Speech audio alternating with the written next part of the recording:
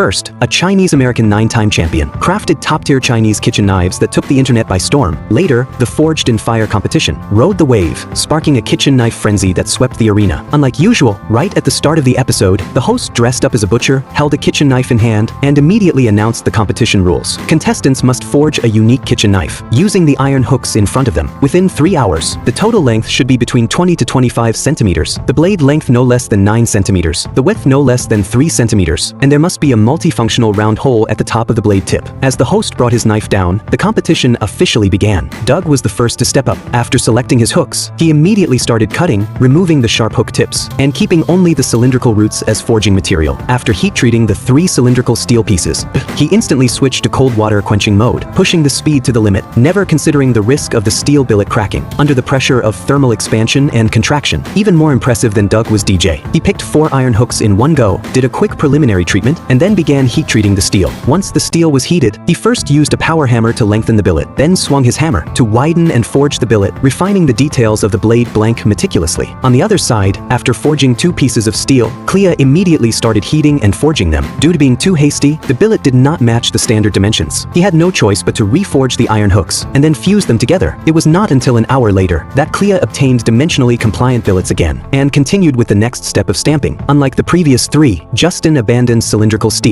and chose iron hooks as his raw material. After applying flux to the inner side of an iron can, he then placed the cut hooks and iron powder inside the can together. He put the prepared iron can into the forging furnace, planning to show off his advanced canister Damascus forging technique. At this crucial moment, after heat treatment, Justin used a press to stamp the steel billet, but just after cutting off the cross-section to remove the can. As he stood up to grab a brush for cleaning, the steel billet accidentally fell to the ground. The high-carbon steel he had obtained shattered into 2 pieces instantly. Helplessly, Justin had to start all over again. After lengthening the steel billet, Doug resolutely cut off the excess part. After confirming there were no cracks in the billet, he finally picked up his hammer and showcased full hand forging to shape the blade. While the others worked in an orderly manner, Clea ran into a problem. Due to temporarily adding more steel, the forged billet failed to fuse properly. Faced with this mistake, Clea did not adjust or remedy it in time. Instead, he cut off part of the tang and reforged it onto the flawed billet. This operation not only retained the defects, but also increased his workload, making people can't help but worry if he could finish on time. In contrast, Justin next to him, though he had to restart due to a previous mistake, after adjusting his approach, with smooth processes and skilled operations, not only quickly caught up with the progress, but also easily surpassed everyone else in less than an hour and a half. Taking the lead, he was the first to complete quenching. After quenching, Justin fired up the angle grinder and carefully polished the marks left by the quenching process. Shortly after, DJ became the second to finish quenching with a straight blade that had no issues whatsoever. As time passed bit by bit, Clea finally caught up and finished quenching in 3rd place. But looking at the blade billet that still hadn't fully fused, it really made people hold their breath for him. At the last moment of the competition, Doug also completed quenching on time. When the countdown ended, the contestants gathered in front of the judges. What kind of kitchen knives will the 4 create? Who will be the first to be eliminated and leave the arena? Let's wait and see.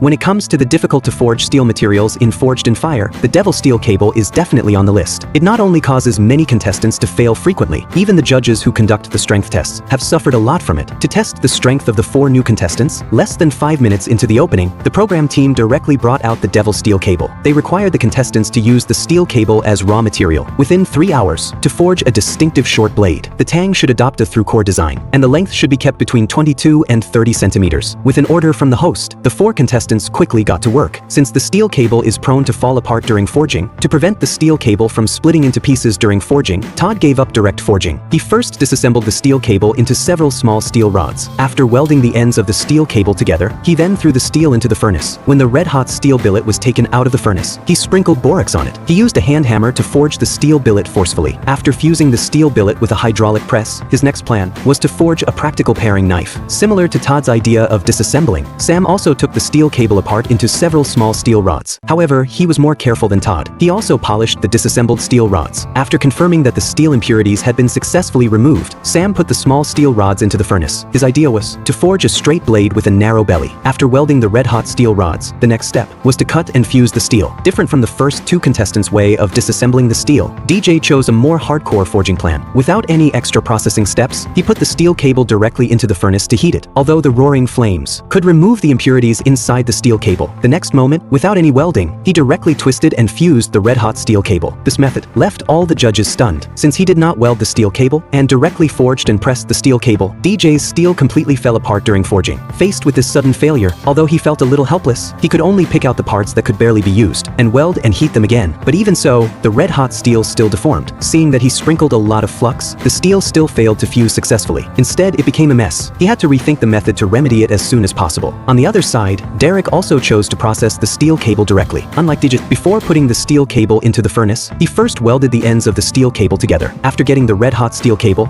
Derek added a large amount of flux on it. Fortunately, this method worked well. He successfully got a good steel billet. Good steel requires good forging skills. To ensure the quality of the formed blade blank, Derek directly took out his own forging tools. He stretched and lengthened the blade blank. After a round of powerful hammering, the blade blank gradually took shape. With only 1 hour left, Todd successfully made the blade blank. After a round of heavy hammering by hand, the blade body was completely formed. After heat treating the blade blank, Todd was the first to complete the quenching. On the other side, Sam also reached the critical stage before quenching. After polishing the details of the blade body, he directly showed off his edge quenching technique. After heating the blade body with a blowtorch, he also completed the quenching. Just when everyone thought DJ's steel cable could not be saved at all, DJ managed to fuse the blade blank with his solid forging skills. Not only that, he even caught up with the progress in time. He completed the shaping of the blade blank and successfully finished the quenching. In just 1 hour, he successfully turned the tide of defeat and even overtook the 2 contestants beside him. The quenching effect was also very good. The blade body was straight without any problems. This amazing comeback left the judges greatly impressed. With only 2 minutes left on the countdown, Derek was still polishing the blade blank. Can he successfully complete the quenching before the countdown ends? Let's wait and see.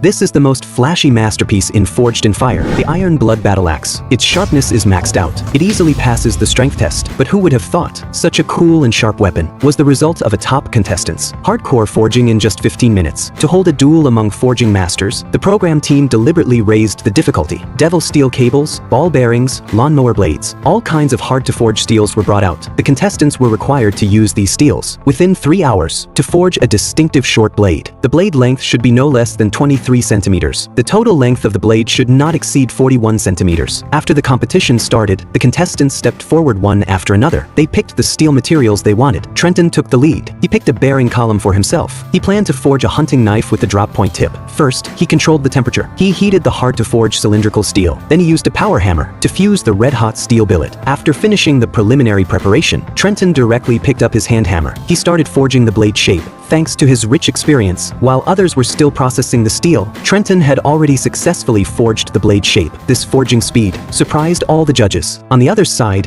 who also chose cylindrical steel as raw material, had a different idea from Trenton. He planned to make a multifunctional camping knife. Since there was no need to worry about the strength and toughness of the steel, Chad also kept a good rhythm in forging.